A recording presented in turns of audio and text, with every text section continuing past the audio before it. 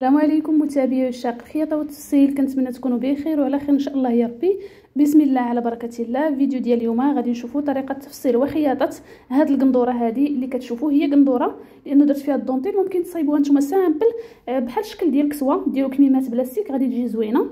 هنا عندي الثوب 3 متر باش نفصلوا بالطول. الا كنتو غتفصلوه بالعرض اولا عندكم الثوب قل ف2 متر ونص كافياكم الا فصلتوها بالعرض، ولكن الا بغيتو تفصلوا الطول خص يكون الطول ديالكم مضروب في 2. هنا عندي الثوب غادي نتني على 2 بالطول. طبيعه الحال الثوب في الاول ضروري تشربوه وتصلحوه باش ما يشربش لكم من بعد. هنا غادي نتني الثوب على 2 كيف ما قلت لكم، الحاشيه على الحاشيه، وغادي نفصل كل جهه بوحديتها. غادي نفصل الظهر بوحديته، غادي نفصل الامام بوحديته لان الامام كيختلف على الظهر. صافي هنا غنقاد الثوب ديالي وغادي نبدا نوضع القياسات. غادي نبدا بتفصيل الظهر كيكون سامبل ما فيه حتى شي حاجه، يعني القياسات ديالكم عاديه كتحطوه. غادي نوضع القياس ديال الكتف، عندي فيه 19 سنتيم زائد سنتيم الخياطه هي 20، وغادي نطراسي. هنا كنستعمل قلم ديال الفصاله. غادي نحدد 8 سنتيم ديال العنق، وغادي ننزل ب 3 سنتيم من الكتف. هنا نزلت ب 2 سنتيم ديال العنق الخلف، من بعد غادي ننزل ب 3 سنتيم خط الكتف، يعني بحال اللي كتفصلوا قندوره عاديه سامبل. صافي كنرسم خط الكتف، من بعد غادي ننزل بطول التركيز اللي هو 22. ممكن تنزلوا بارتفاع الصدر اولا تنزلوا من التركيز، كيبقى لكم الاختيار، راه كيخرج نفس القياس تقريبا. وغادي نوضع النقطه، هاد النقطه هي خط الصدر. غادي نعبر القياس ديال الصدر ديالي، عندي 25 زائد سنتيم للخياطه هي 26، وغادي نوضع نقطه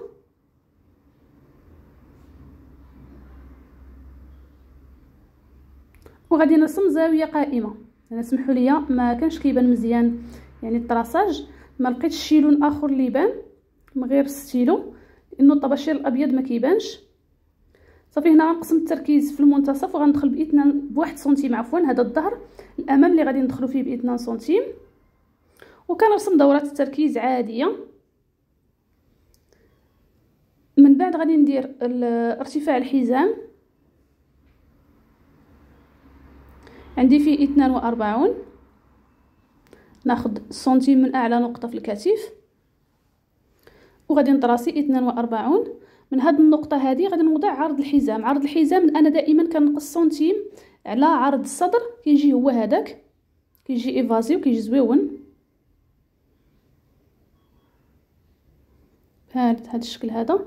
صافي من بعد غندير طول القندوره،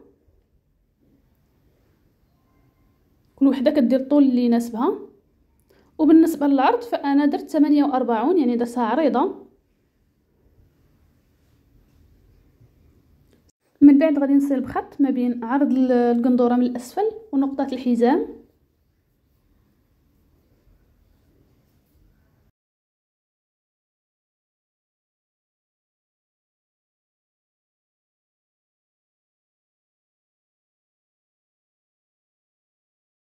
صافي من بعد غادي نقطع،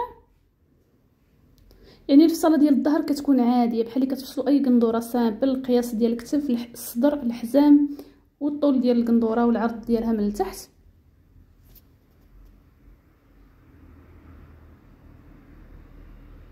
ها نتوما شوفوا معايا كيفاش كيجي الموديل سامبل عادي.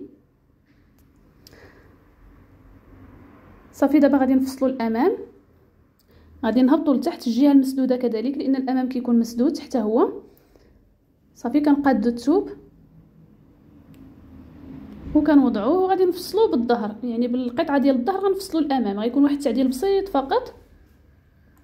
قادو الثوب مزيان.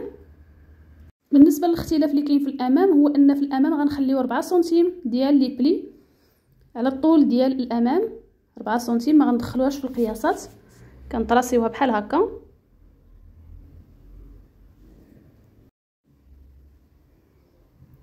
صافي من بعد غادي نجيب القطعه ديال الظهر وغادي نوضعها باش نفصل عليها الامام، ولكن ما غاديش نحسب داك 4 سنتيم اللي درنا ديال لي بلي، هذه كتكون خارجه على العبارات ما كنحسبوهاش. صافي كنقاد البياسه. هنا نسيت ما قلبتش لكم الظهر، نقلبوا على الوجه ديالو باش يبان لكم الفرق. صافي المهم كتقادوه وكتقطعوه مباشره عادي. صافي وكنبداو نقطعو. من بعد غادي نديرو التعديل على التركيز ديال الامام، كندخلو فيه ب 2 سنتيم.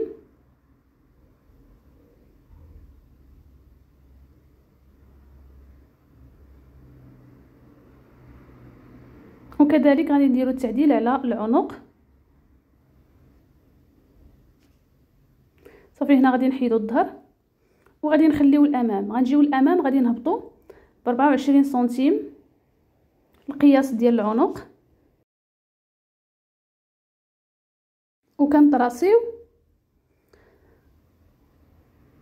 من بعد غادي ندخلو ب 8 سنتيم من هاد الجهه هادي، غادي ندخلو ب 8 سنتيم، 4 سنتيم ديال لي بلي و4 سنتيم ديال الكول. غادي ندخلو ب 8 سنتيم، ومن الفوق من جهه الكتف غندخلو ب 4 سنتيم قياس ديال الباندا، يعني 4 سنتيم من الكتف القياس ديال الباندا، و8 سنتيم من التحت القياس ديال الكول، يعني 4 سنتيم ديال لي بلي هذيك ما محسوباش، و4 سنتيم ديال الباندا. صافي من بعد غادي نقطع.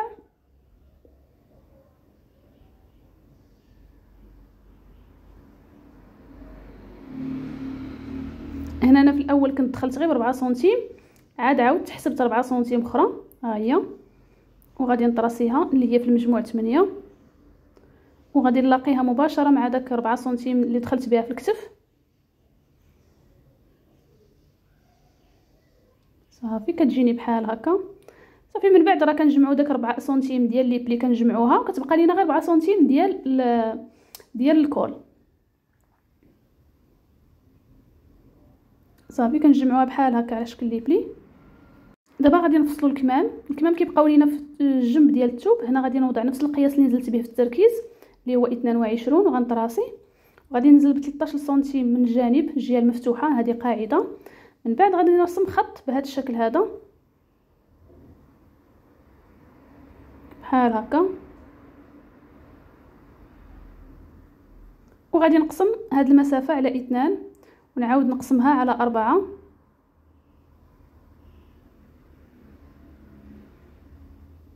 الجهه العليا كنخرج بسنتيم والجهه السفليه كنهبط بسنتيم، وكنرسم دوره الكم كيف ما كنرسموها دائما بحال هكا. غادي نديرو الطول ديال الكم وغنقصوا منه 10 سنتيم القياس ديال الباندا، يعني الا عندكم في الطول ديالكم 60 سنتيم غادي تنقصوا القياس ديال الباندا 10، غتبقى لكم 50. غادي تحطوا 50 ديالكم. بالنسبه لعرض الكم درت فيه 15 سنتيم. عرض الكم كيبقى اختياري على حسب كل وحده. ممكن انكم كي قلت لكم الا بغيتو ديروه على شكل فستان ديروه يعني بلاستيك في الكمام. صافي وغادي نصل بخط، ومن التحت غادي ندير القياس ديال الباندا. بالنسبه للباندا نفس العرض ديالكم، ولكن الطول كتضربوا في 2 لان الباندا كتكون متنيه على 2. الا كان العرض ديال 10 سنتيم غادي نديرو 20 سنتيم باش ملي نتنيوها على 2 كتبقى لنا 10 سنتيم. صافي بحال هكا الثوب متني على 4 غيعطينا البانداس بجوج. صافي وغادي نقطع.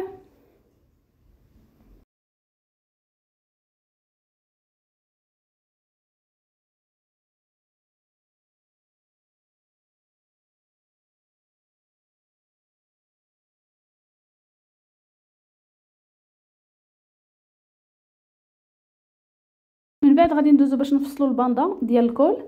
هنا غادي نتني الثوب على 2 ونعاود نتني على 4 باش نحصل على الباندات بجوج، الجهتين بجوج. بالنسبه لعرض الباندا كي قلت لكم فيها 4 سنتيم، حنا غنزيدو سنتيم ديال الخياطه هي 5.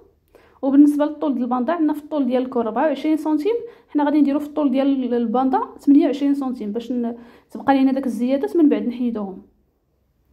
صافي هنا غادي نقاد الطول، وكذلك غادي نقاد العرض. غنقص منه غنخليه غير 5 سنتيم.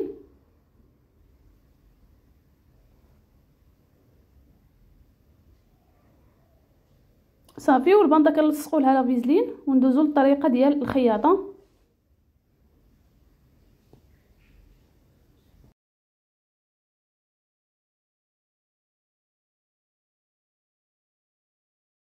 بالنسبه للطريقه ديال الخياطه، اول حاجه غادي نبداو بها هي الكول. غادي نديرو لي بلي، غادي نجمعوا هذا الكول كامل بلي بلي حتى نخليوه تقريبا 4 سنتيم ديال الباندا.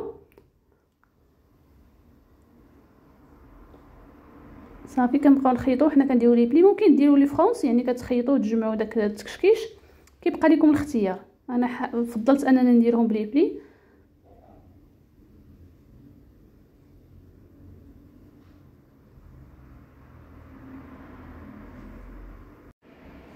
صافي من بعد غادي نجيبوا الباندات ديال الكول وغنوضعوهم بحال هكا.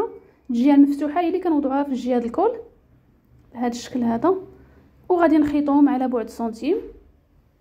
ومن الفتحه ديال الكول كذلك غادي نهبطوا بسنتيم ديال الخياطه وكنطراسيوها بحال هكا باش يجيو متساويين. صافي وكنبداو نخيطوا، كنثبتوا الغرزه في الاول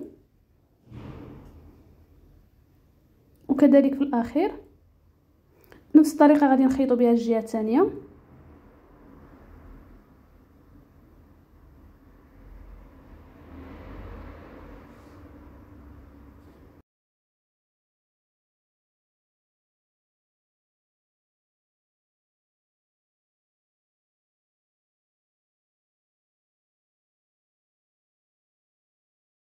صافي من بعد غادي نقلبوا القندوره من الداخل باش نديروا لها كرانات من الجوانب.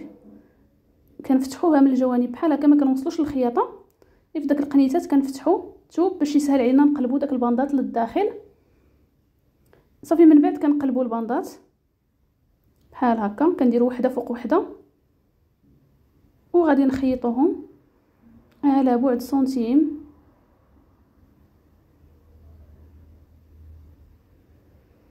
بهذا الشكل هذا.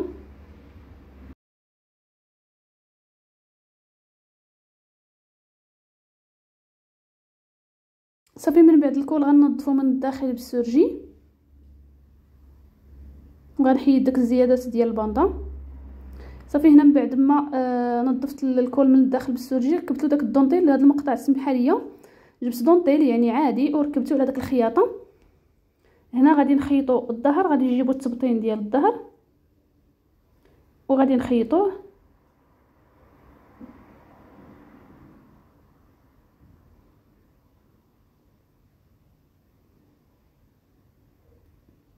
نثبتوا الغرزه في الاخير.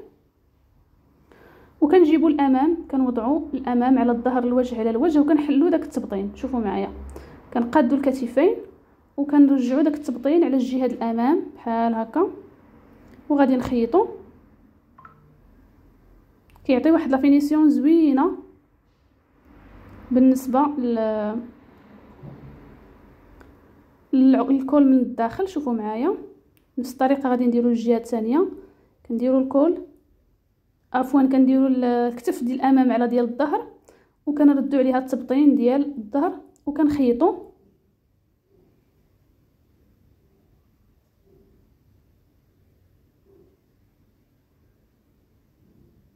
ثبتوا الغرزه في الاخير ومن بعد كنقلبوا التبطين ديال الظهر للداخل. شوفوا معايا كيفاش كيجي الكول.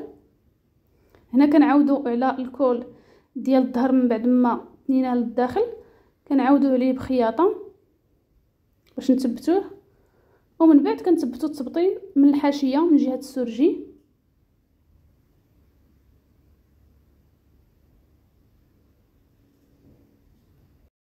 صافي من بعد غادي نركبوا الاكمام.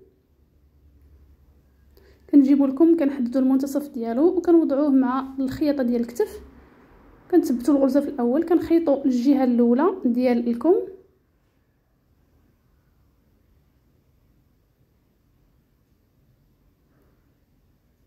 من بعد كنخيطوا الجهه الثانيه كذلك بنفس الطريقه.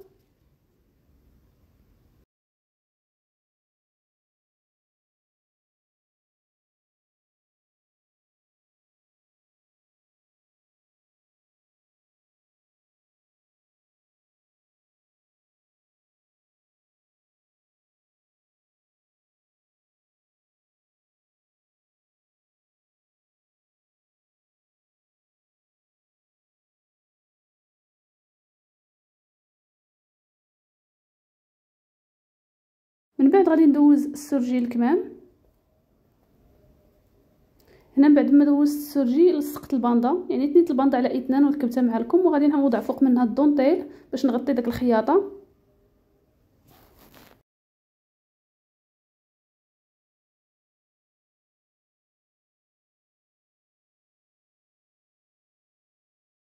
ومن بعد غادي نجمع البياسه من الجوانب بالسرجي كيف ما كتشوفوا، كنعاود عليها بالخياطه صافي. وغادي يبقى ليا فقط انني ندير الكفه للفستان من الاسفل اولا القندوره، يعني كانتني داك الثانيه العطفه ديال 2 سنتيم من الاسفل،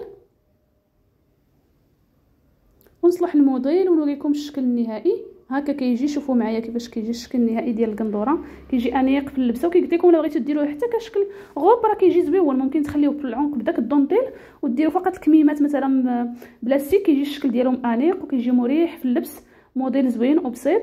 كان هذا هو الفيديو ديال اليوم، نتمنى انه يكون نال الاعجاب ديالكم وتكونوا استفدتوا منه.